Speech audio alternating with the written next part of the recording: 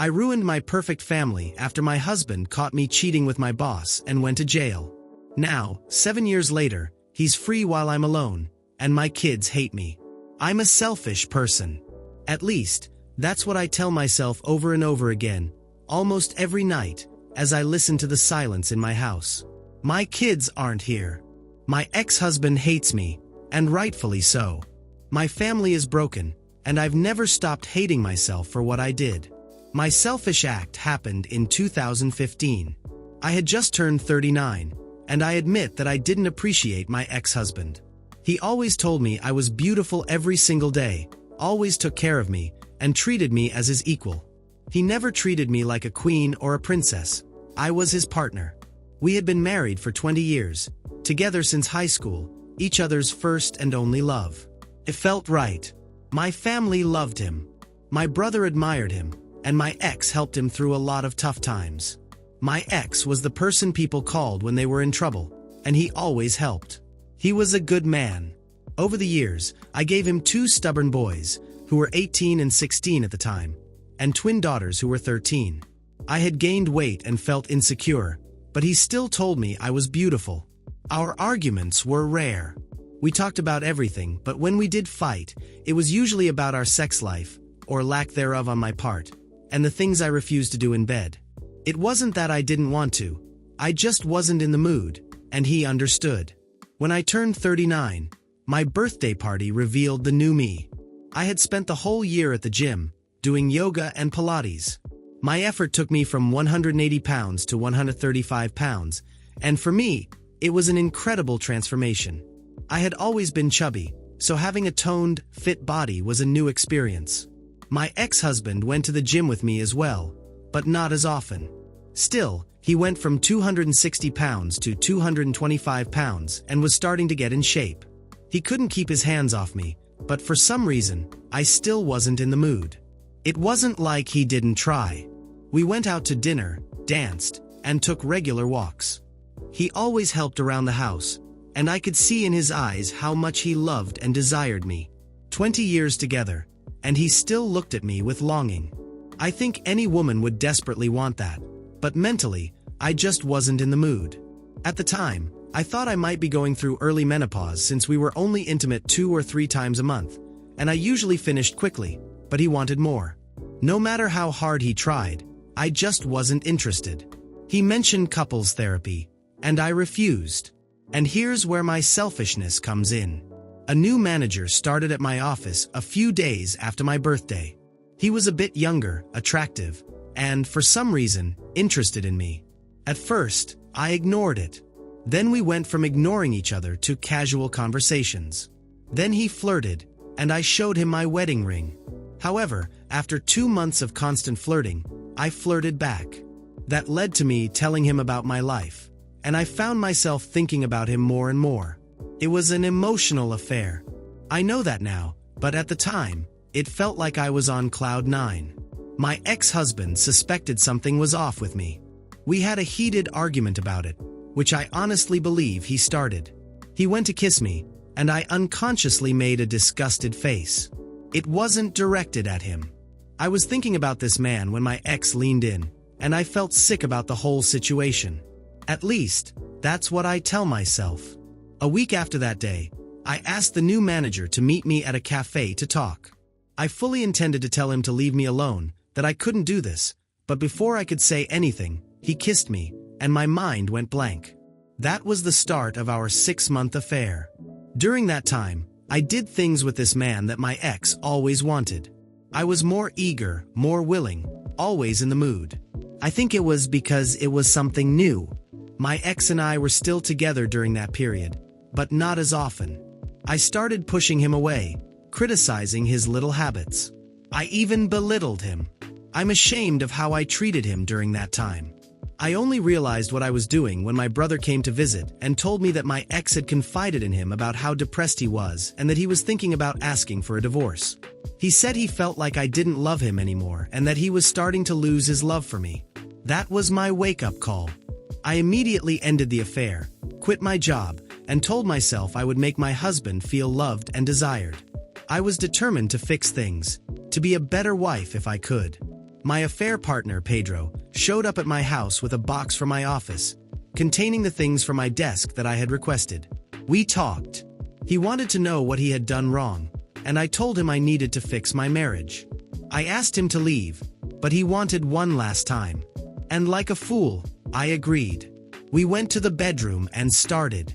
I don't know how long we were at it, but when he was on top of me, I felt a sudden movement and heard a loud crash. I sat up and saw my ex-husband staring at me. Pedro was on the floor, and there was a huge hole in the wall. I tried to say something to my ex, but his eyes were red. Tears streamed down his face, and his lips trembled. I could see he was in immense pain, and I felt disgusting. I watched Pedro get up and try to leave. My ex looked at him, and Pedro told him that if he knew what was good for him, he'd back off. My ex then attacked him. I screamed and cried, begging my ex to stop, desperate. I jumped on his back, which resulted in me being thrown to the floor. Everything became a blur for a while. Words sounded muffled, but when I came to, my ex had left Pedro on the ground and was on the phone. All I could do was stare at Pedro's swollen face and the blood and teeth on the floor beside him. There was a loud bang at the door, and I saw my ex put the phone on speaker, kneel down, and place his hands behind his head. The door burst open, and the police stormed in, handcuffing him. Paramedics arrived moments later. I soon learned that he had been the one to call the police. Everything collapsed at the hospital. My father didn't say a word. He just looked at me with shame. My brother was shouting at me, devastated, asking how I could do this to my ex. My mother tried to comfort me, saying everything would be fine, which made my father yell at her. My ex-husband's family was furious. His sisters threatened me, and his parents looked like they wanted to destroy me. I went to talk to my kids, and they refused to see me. My children couldn't even look at me. Pedro was severely injured and needed reconstructive surgery on his face. My ex had practically destroyed it. At the hospital, a woman came into my room and attacked me immediately. My brother pulled her off, and I found out she was my lover's wife. I had no idea he was married. He never wore a ring, never mentioned it, and that made me feel even worse. My kids stayed with their paternal grandparents, and my daughters refused to talk to me. My ex-husband didn't want to see me either. I tried visiting him at the county jail but was denied. My brother ensured my ex was transferred to the prison where he worked so he could keep an eye on him. When I asked my brother to pass a message to my ex, he told me to go to hell.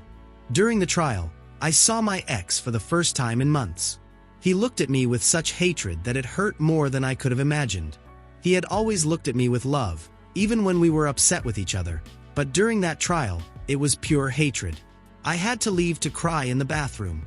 As the days went by, I was forced to recount my affair and every detail for everyone to hear. When I revealed how long it had been going on, my ex looked devastated, and my father stood up and walked out of the courtroom. During my ex's testimony, I found out that he had come home that day to surprise me with lunch and a weekend trip to the Catskills. He had a romantic weekend planned, but instead, he found us together and reacted. He stated that when my lover told him to back off, he lost his mind and went after him, only stopping when he threw me aside. He had called 911, and we listened to the recording in court. The pain in his voice, his sobs as he followed the dispatcher's instructions. It was devastating. My lover couldn't testify verbally because he was on heavy medication, so they showed images of his injuries. It made me sick because I was responsible for all of it. My ex had shattered his eye socket, cheekbones, and destroyed his jaw. They said there were fragments of bone too small to piece back together. My ex was charged with a third-degree felony and sentenced to 7 years, which made my children scream and protest.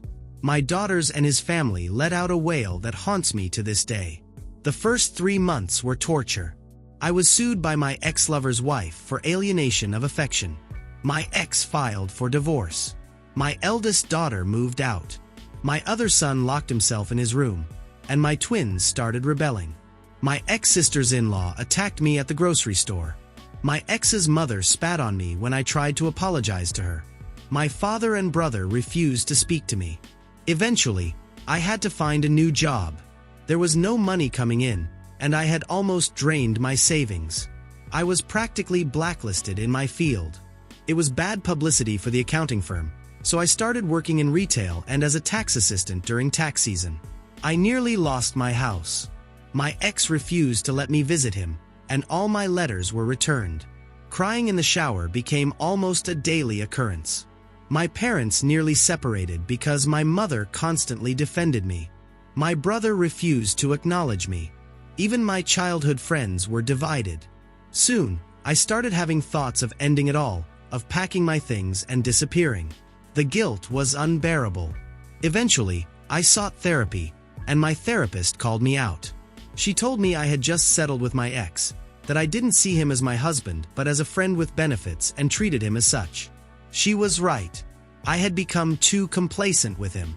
I saw him as a companion, while he saw me as his wife, the mother of his children, the woman he loved and desired. I had taken him for granted. Almost a year passed. A year of silence from my children. When I made dinner, they would take their food and go to their rooms, refusing to even look at me. I had a few breakdowns, begging them to say something to me, but nothing. My brother got married, and I wasn't invited. My children were.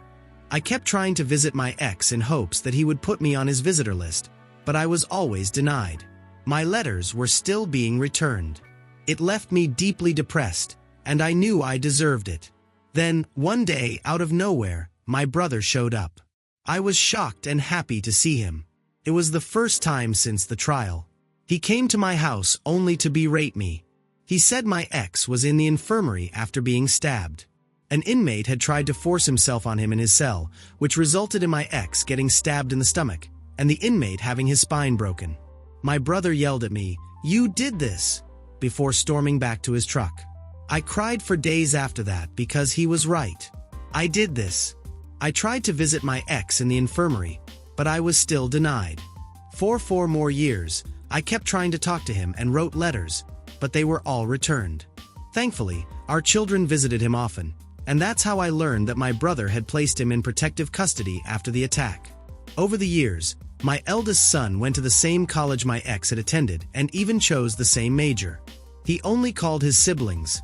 He never wanted to speak to me. He never came home for the holidays, only to his grandparents' house. My other son followed suit, going to the same college and refusing to call me as well. My twins were tough on me, but they visited their father weekly, which lifted their spirits. Whenever they acted out too much, their uncle put them in their place. My brother and I still barely spoke. I tried visiting his wife when they had their first child, but I was asked to leave.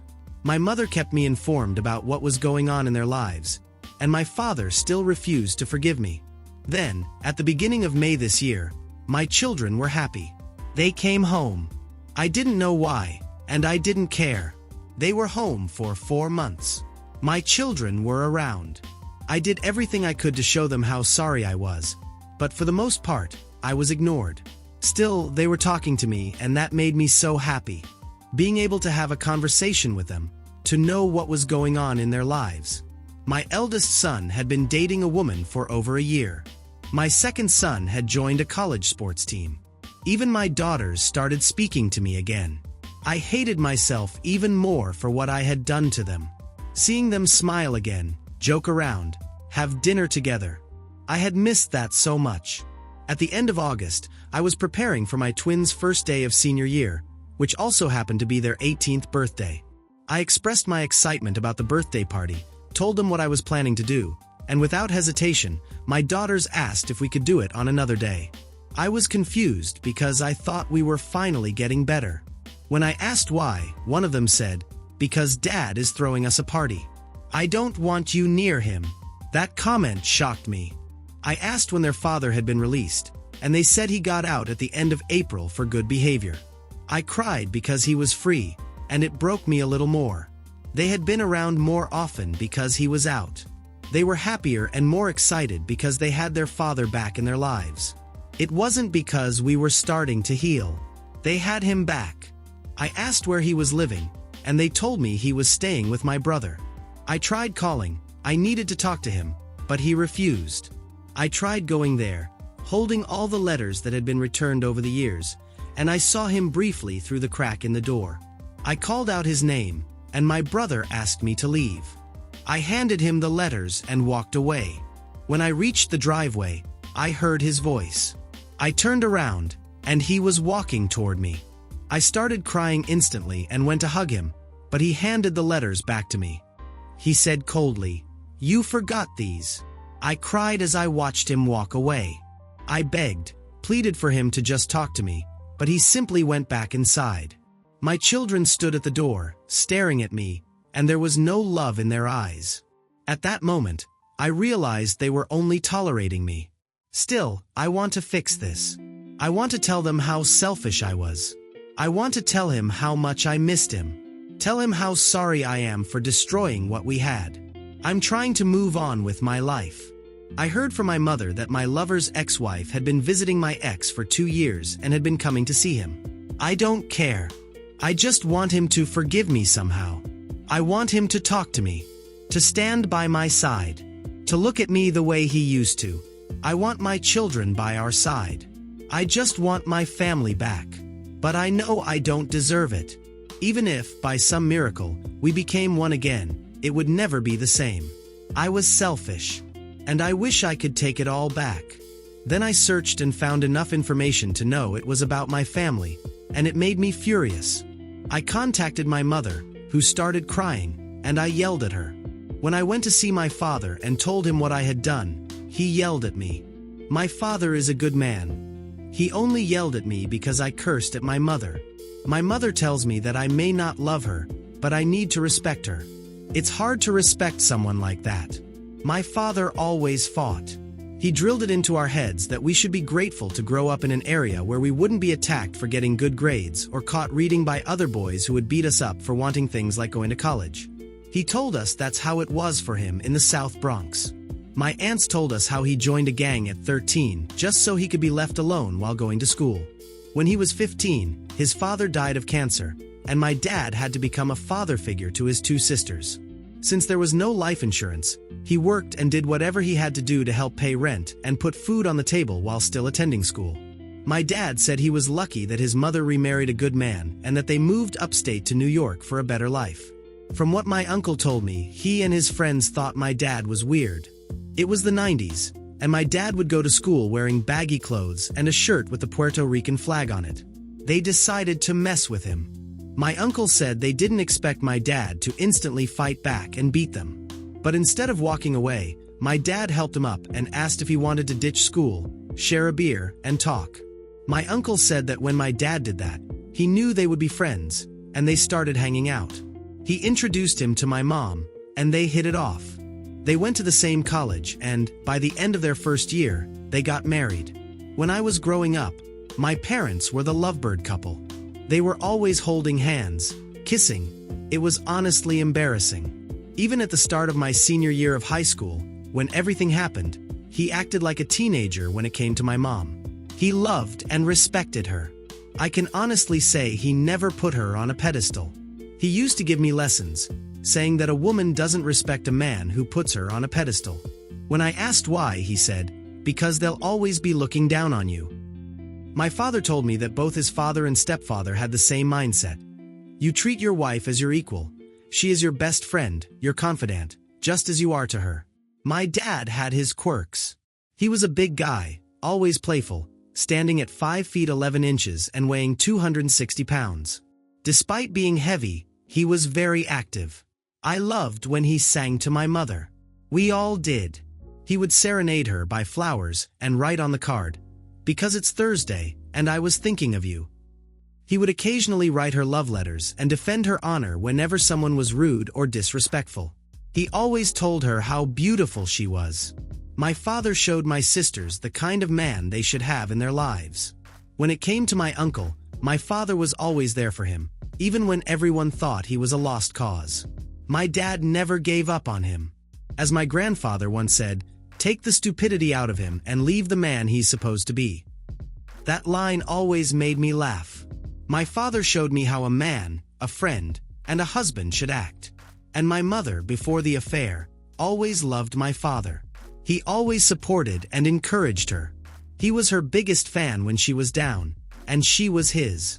To all of us, they had the kind of marriage we wanted to have. But then my mother ruined everything. I remember those months when she spoke to my father as if he were beneath her. He pushed back but kept his composure. Even though my dad had a college degree and a successful career as a financial consultant, he could go from zero to violent in 5 seconds. Grandma used to say he was like her father, kind, respectable, and helpful, but he wouldn't hesitate to rip your throat out with his bare hands. My dad tried everything, buying her flowers, trying to take her out for dinner and dancing. But she was in her own world, treating all of us badly. We could see it. It was really affecting my brother and my twin sisters. My dad would smile and tell us they would work things out, that mom was probably just too stressed from work and bringing it home. And I believed him, especially when she quit her job. Honestly, I thought her work was the problem. Then my dad got arrested. Mom, do you know the shame we felt when the whole school was talking about what happened?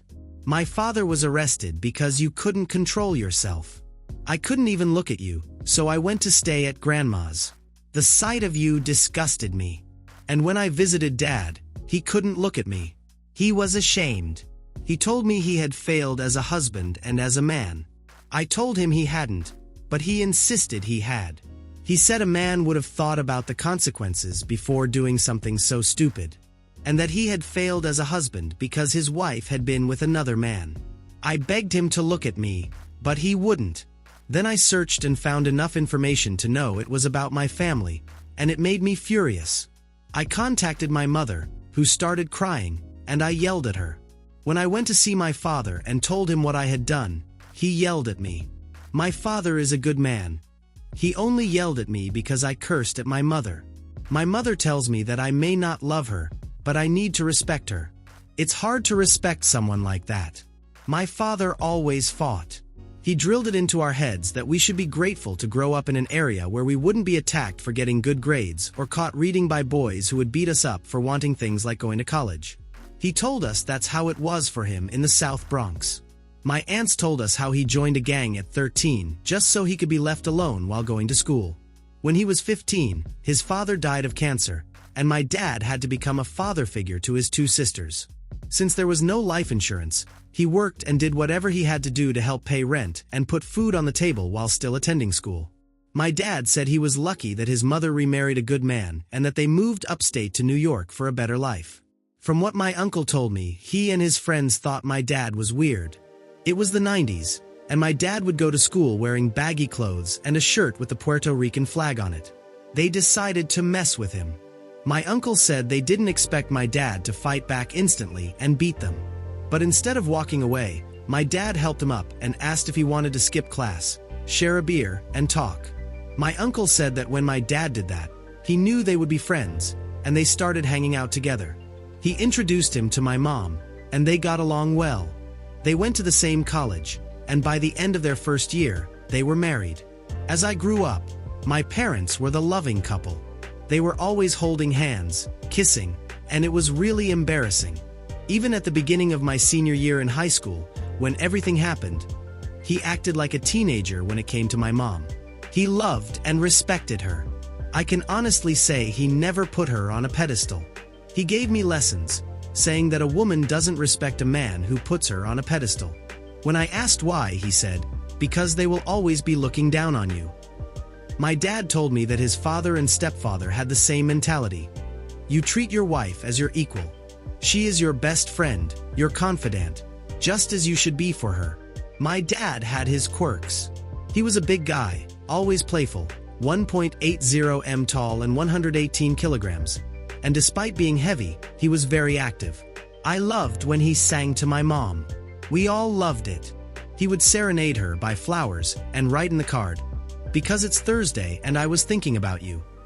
He would occasionally write love letters to her and defend her honor when someone was rude or disrespectful. He always told her how beautiful she was. My dad showed the girls what kind of man they should have in their lives. When it came to my uncle, my dad was always there for him, even when everyone thought he was a lost cause. My dad never gave up on him. As my grandfather once said, "Take his stupidity out and leave the man he should be." That phrase always made me laugh. My dad showed me how a man, a friend, and a husband should behave. My mom, before the affair, always loved my dad. He always supported and encouraged her. He was her biggest fan when she was feeling down, and she was his. To all of us, they had the marriage we wanted to have. But then my mom ruined everything. I remember those months when she spoke to my dad as if he were beneath her. He would respond, but he kept his composure. Even though my dad had graduated from college and had a successful career as a financial consultant, he could go from zero to violent in 5 seconds. Grandma used to say that he was like her father, kind, respectable, and helpful, but wouldn't hesitate to rip someone's throat out with his bare hands. My dad tried everything, buying her flowers, trying to take her out for dinner and dancing. But she was in her own little world, treating everyone poorly. We saw it. It was really affecting my brother and my twin sisters.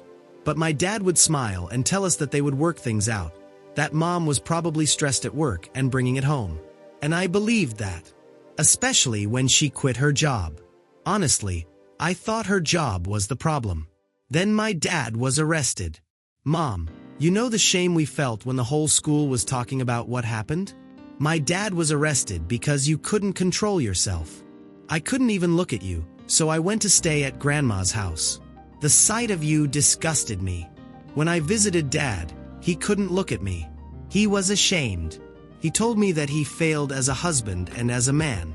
I told him no, but he insisted he did, because a man would have thought about the consequences of his actions before doing something so stupid.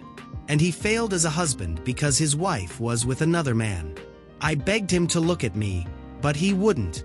Then you had the audacity to ask for our forgiveness, and for the first time in my life, I wanted to hurt you physically. We were all suffering, and you wanted forgiveness. When I sat at that trial and heard that 911 call, it was the worst 25 minutes of my life. 25 minutes hearing my dad, who would have killed and died for you, crying, asking the operator for help, saying he thought he had just taken someone's life. Hearing that woman calm him down while he kept repeating, "The love of my life betrayed me." That hurt us more than anything. I know you tried to act as a character witness for Dad. We all told you not to do it, but you did it anyway. Why? Did you want to show us that you still loved him? Tell the court that he is a good man. In my opinion, that interrogation, where you told everyone how long you had been with that bastard, was the reason we lost him. The reason he got arrested. And I believe that if we had a real lawyer instead of a court-appointed one, he would have been acquitted. I had anger issues because of this. My brother secretly became an alcoholic.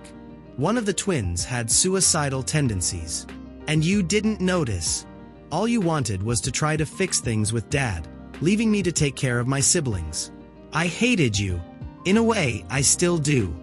When I went to college, I didn't want anything to do with you. Like my dad, I had to be a surrogate parent for my siblings. I worked full-time, went to college, and sent you money to help pay the bills. I don't know why you made it seem like you were doing it all on your own, Mom. If you want to talk about it, call me. If you want to fix things with your children, call me. What you did last week, posting about it, was pure selfishness. Then you had the audacity to ask us for forgiveness, and for the first time in my life, I wanted to hurt you physically. We were all suffering, and you wanted forgiveness? When I sat at that trial and heard that 911 call, it was the worst 25 minutes of my life. 25 minutes listening to my dad, who would have killed and died for you, crying, asking the operator for help, saying he thought he had just taken someone's life. Hearing that woman trying to calm him down while he kept repeating over and over, "The love of my life betrayed me." That hurt us more than anything. I know you tried to act as a character witness for Dad. We all told you not to do it, but you did it anyway. Why? Did you want to show us that you still loved him? Did you want to tell the court he is a good man? Because, in my opinion, that interrogation, where you told everyone how long you had been with that bastard, was the reason we lost Dad, the reason he was arrested. And I believe that if we had a real lawyer instead of a court-appointed one, he would have been acquitted. I had anger issues because of this. My brother secretly became an alcoholic. One of my sisters had suicidal tendencies, and you didn't even notice. All you wanted was to try to fix things with Dad, leaving me to take care of my siblings. I hated you. In a way, I still do. When I went to college, I didn't want anything to do with you or Dad. I had to be a surrogate father for my siblings. I worked full-time, studied, and still sent you money to help pay the bills. I don't know why you made it seem like you were doing this on your own. Mom, I know it was hard. I know you were very depressed, but you did have help with the bills. Grandma defended you, but she only did it because everyone was against you. At least, that's what the twins believe. When Dad was stabbed, I almost had a nervous breakdown. I had seen him that same day. We were joking about how muscular he had gotten, laughing about what he called his prison body plan. He made it sound like a fun commercial. I was halfway back to college when I got the phone call. I almost crashed the car because my brain shut down. It was hard for everyone. Over the years, Grandma passed away. Then Grandpa, a few days later, from broken heart syndrome. Dad couldn't attend the funeral. Did you know his two sisters got married in the waiting room just so he could walk them down the aisle? The damage you caused to all of us is immense. And it didn't help that you kept asking us to forgive you, to give you another chance. You never gave us space to understand, to heal. You just kept asking, as if that would make us act like everything was normal again. Yes, you tried in the last few years, but you didn't try when you should have, when it was most important. When Dad got out, he told us to start talking to you. He said you were a good mom to us and that we should show you some respect. So we did. That made you happy for a while. I remembered what it was like not to hate you. Dad had trouble finding work at first, but one of his old clients hired him. I didn't expect the twins to drop that bomb on you. Dad didn't want you to know he was out, so when you showed up, it really bothered him. He threw up after talking to you. He said that just the sight of you disgusted him. Regarding your statement in your post about your lover's ex-wife visiting Dad, she has been visiting him weekly for over 3 years. They've been spending time together since he got out of prison. So, please stop building a castle in the sky about you two getting back together. If you want to talk about this, call me. If you want to fix things with your children, call me. What you did last week, posting about the worst moment of our lives, was pure selfishness. As the title of your post suggests, it was all about you. I told Dad about it, and he doesn't care. He said you're just the mother of his children, nothing more. Now, about my cousin. My cousin married my controlling ex-boyfriend, who spread lies about me and defamed me in their wedding speech, interrupted by the bride's mother. Julia, 27, started dating my ex-boyfriend, Louis, 29, 2 years ago. I, also 27, had been with Louis for 3 years.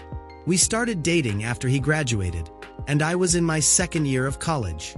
We were together for 3 years and broke up a few weeks after my 20th birthday. Honestly, it wasn't a good relationship.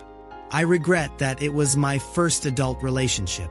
He and I looked perfect on paper, but in reality, things were very different. He was very insecure and controlling. He wouldn't let me do anything on my own, like go out with my friends to bars or even talk to male friends. He was always watching me, and whenever I didn't do what he wanted, he'd start manipulating me, making me think I was the reason the relationship wasn't working. He was the one who ended things, saying that things weren't working out. Then, he blocked me so I couldn't contact him.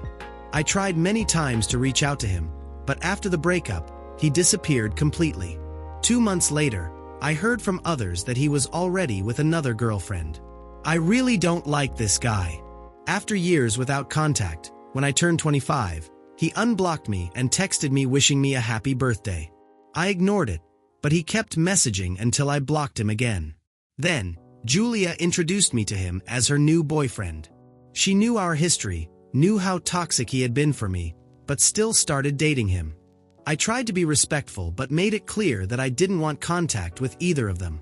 Over time, Julia started bad-mouthing me to the family, spreading rumors that I was to blame for the breakup, that I flirted with other men, and that was the real reason he was so possessive. At their wedding, I only went out of respect for my aunt. Everything was going fine until Louis decided to talk about me in his speech. He insinuated that his past relationship made him realize what he wanted in a wife, and that some people try to trap someone with tears and manipulation.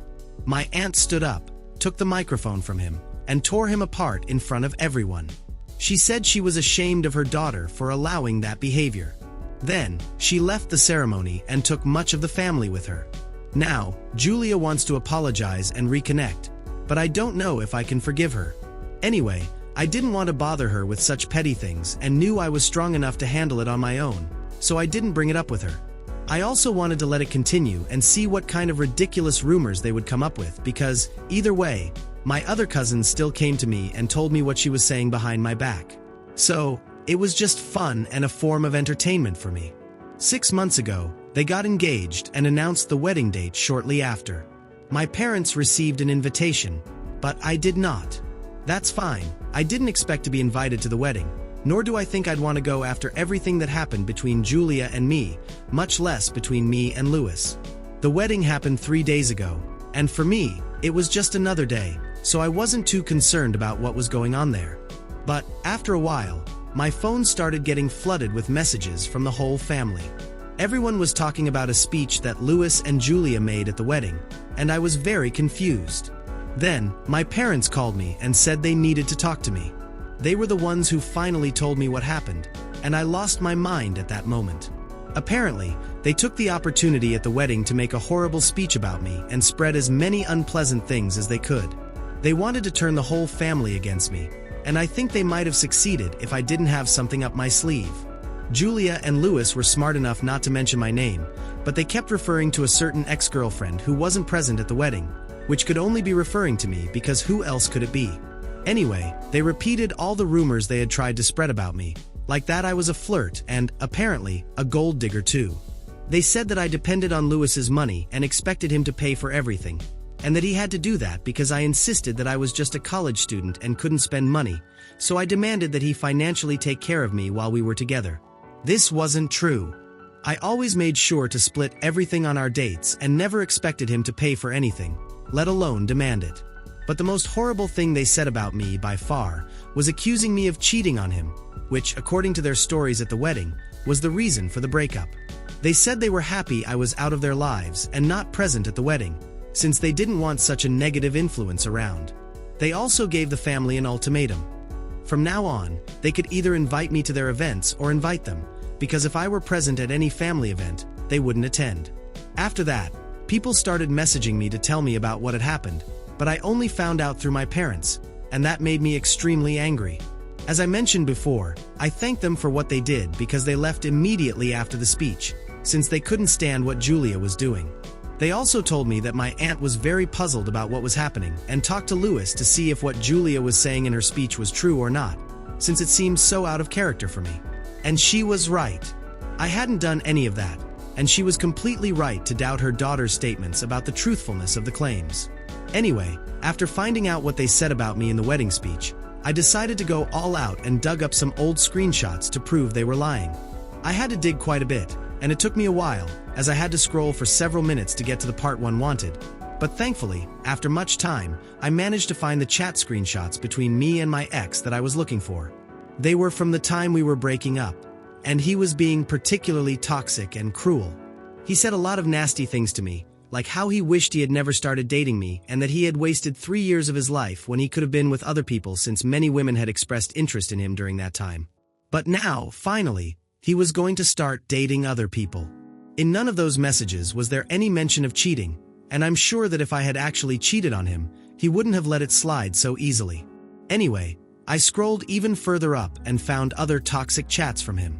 So, I posted everything online without any explanation or caption because I thought those messages would speak for themselves. And they did. After I posted the screenshots, people started messaging me again, commenting on the post, and saying they knew what had been said about me wasn't true because it seemed so strange that I would act like that. Everyone had known me for years, since childhood, and they knew I wasn't the type of person who would do such things. These screenshots just showed they were lying. Knowing that my family was on my side and not theirs was all I needed. In fact, several people even contacted me to say they left the wedding because of the things that were said about me. So while Julia and Louis hoped to turn people against me, their speech backfired, and no one was on their side anymore. Worse still, not even my aunt supported them anymore. This was really bad for them. They contacted me on the night of the wedding and literally started begging for forgiveness because, apparently, after reading the screenshots I posted online, my aunt spoke to them and expressed how disappointed she was that Julia had been so dishonest and tried to ruin my reputation just because she couldn't stand the fact that I had decided to cut her off for being with my ex-boyfriend. Now, most of the guests had already left because of the drama, and after talking to them, my aunt also told Julia that she was very upset and disappointed with her behavior. She said she expected more from her and that, until she apologized to me and I forgave her, my aunt would also cut both of them out of her life. She left, even though Julia tried everything to convince her not to do that, as she was very dependent on her mother that night. They both called me and started apologizing deeply because they knew they couldn't live without my aunt's support, as she had been helping her daughter financially for a long time. Julia was planning to shut down her business and take a break, which meant she would have to rely even more on her mother. Now, since my aunt decided to cut her off, things wouldn't go as planned, and she was very worried about the future. That's why she contacted me and wanted me to forgive her, remove the post, and talk to my aunt about all of this. I was very upset about everything that happened, so I refused and blocked both of them. But since then, they've been desperately trying to contact me and get me to change my mind. Now, I'm really confused about what to do. My aunt is a woman of great integrity. We talked, and she called me the day after the wedding to tell me how sorry she was for what Julia had done. But I told her that I didn't want my relationship with Julia to affect ours, as I didn't let that happen in the past, and I wouldn't let it now. So, everything is fine between us, and I know that if I talk to her, I could fix things with Julia, but personally, I feel I don't need to do that. She's an adult and should be able to deal with the consequences of her actions. But, on the other hand, I'd feel bad knowing that I could help her and choosing not to. I'm conflicted about what to do now, so please help me. Should I or shouldn't I talk to my aunt and convince her to forgive my cousin after she gave such a horrible speech at her wedding with my ex-boyfriend about me? Update. Hello. First of all, thank you so much for all the comments and support. Before I get into the update, I just want to clarify one thing. My parents attended the wedding like many other family members because they are from the older generation of our family and weren't exactly aware of the rumors being spread about me. Louis and Julia were mainly talking to our other cousins and relatives from our generation, who are around the same age as us. They kept the older people out of it, so my parents had no idea what was being said about me, and that's why they chose to go to the wedding out of respect for my aunt, even though there was some conflict between me and Julia after she started dating this guy. I didn't say anything to them or complain on purpose, just as I didn't say anything to my aunt because I didn't want to drag them into such petty things. I was above all of that, but clearly Julia and Louis weren't. What I mean is, my parents didn't know, and that's why they went to the wedding, so there's no need for anyone to question or hate them. Once they and some of the older generation found out what had been said about me at the wedding, they chose to distance themselves and are no longer speaking to Julia or Louis. So, everything is fine. I hope that's clear now. Moving on to what happened afterward. It's been a week since the wedding, and I've blocked Louis and Julia so they can't contact me, but that hasn't stopped them from trying, as they keep creating new accounts on social media and sending me emails, even though I block them. They are desperate, but I decided I'm not going to get involved and help them. I've kept in touch with my aunt, and she made it clear that she will only help her daughter again once I forgive her. But honestly, I don't think I need to forgive her. For an entire year, I kept quiet and let them say whatever they wanted about me because I didn't take them seriously. But they thought that was a free pass to take things to the next level, and now they'll have to face the consequences. There's another fact. Honestly, I don't think she deserves my aunt's support, as she's in her late 20s, and I think by now she should have some idea of what she wants to do with her life. I can't imagine someone still depending on their parents for money. At this stage in life, it's not like she's uneducated or incompetent enough. She's just always been too lazy to hold down a job. That's how she was when we were in our early 20s, just out of school, and I thought she'd grow out of it, but she's still the same now. So, in a way, I think I'm doing her a favor because not receiving financial support from my aunt will probably teach her to be more responsible at work or something like that. Anyway, I decided that I'm not going to help her. I discussed this decision with my parents to ease some of the guilt I was feeling, and they told me I was perfectly justified in everything I was trying to do. It's my decision whether or not I want to forgive her. I don't have to forgive her if I don't think she deserves it, just because I'm worried about what will happen to her in the future. Additionally, Louis still had a decent job and could support both of them if they really wanted to survive without my aunt's financial help. The main point is that I talked to my parents, some friends, and even you all here, and most of them agree that I have no reason to feel guilty, so I feel much better now, to be honest. But I removed the post because I didn't think it needed to stay up any longer. Everyone in the family already knows what happened, and I don't want to keep it on my profile, as many other people follow me. It would be very difficult to explain everything that happened to them, so it was much easier just to remove it. Now, I'm just trying to focus on myself and let go of all the anger and guilt I felt in the past few days. I've gone back to meditating and trying to take my mind off things, dealing with everything in a more zen way.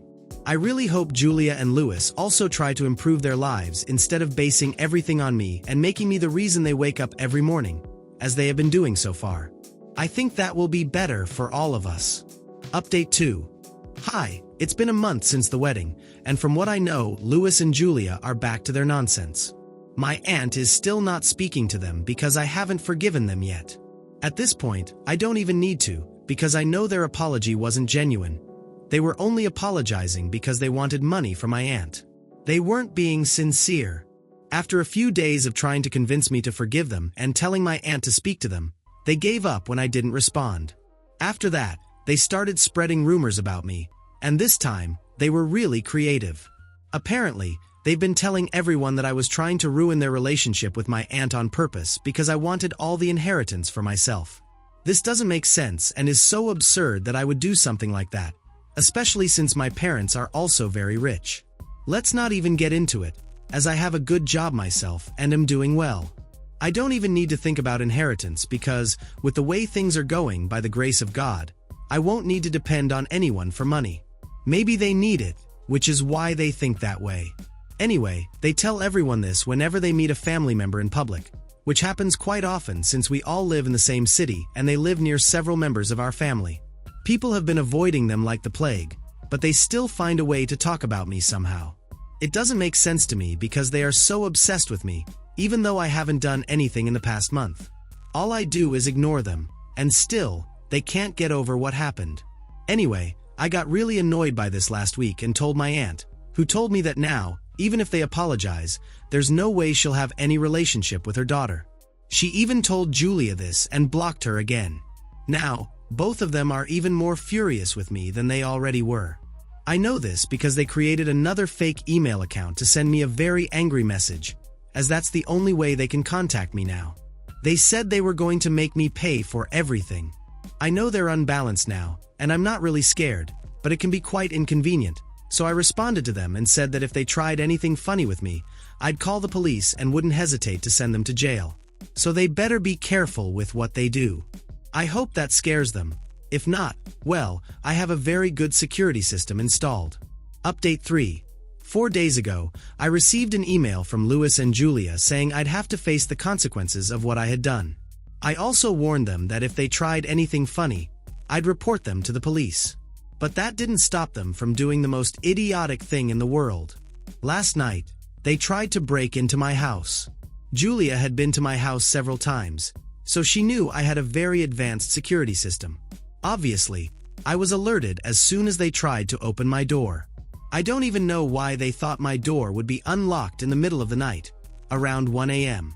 As soon as it happened, I called the police and informed them that someone was trying to break into my house.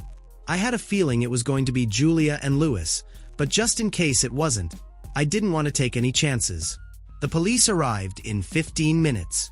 Unfortunately for them, they were even dressed like thieves and were caught trying to escape a short distance from my house, as they hadn't brought a car and had come by bike. They both tried to claim they knew me personally, that they weren't trying to steal anything. They just wanted to come in and talk to me, to intimidate me a little. I don't know why they admitted this, as if it would improve the situation in the eyes of the law. Julia started crying immediately when she was handcuffed and begged me not to press charges against her, but I had no sympathy for her. You can't just keep making mistakes repeatedly and expect people to forgive you. Louis just looked at me with pure hatred, but I didn't care. I was already used to it. After that, I went back to sleep because I had to work in the morning. This morning, I told my aunt and my parents what happened, and they told me they already knew because Julia used her phone to call my aunt, asking her to come and pay her bail, but my aunt refused to even see her. So, now no one knows what will happen. I'm definitely going to press charges against them because I want a restraining order, as they are obviously unbalanced, and I don't want anything to do with them anymore.